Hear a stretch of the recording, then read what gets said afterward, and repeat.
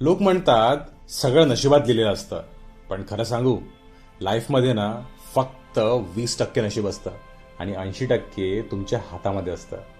हाय, माझं नाव अनुराग आणि मी एक NLP प्रॅक्टिशनर आणि मॅनिफेस्टेशन कोच आहे. तुम्ही कुठे जन्माला आलात, तुम्ही कोणत्या फॅमिलीमध्ये वाढलात किंवा तुमच्याकडे किती पैसे आहेत, हे सगळं नशीब असतं, म्हणजेच 20%. पण उरलेले 80% खूप पॉवरफुल असतं.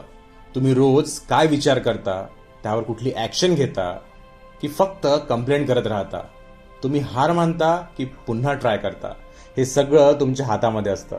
म्हणूनच काही लोक गरीब फॅमिलीमध्ये येऊन सुद्धा खूप मोठे होतात आणि काही लोकांकडे सगळं असून सुद्धा लाईफमध्ये ते काहीच करू शकत नाही. डिफरन्स फक्त एकच असतो, ते त्यांच्या 80%वर काम करतात. म्हणून आजपासून नशिबाला दोष देणं बंद करा, कारण 20% डेस्टिनी असते, पण 80% फ्युचर तुम्ही स्वतः लिहत असता.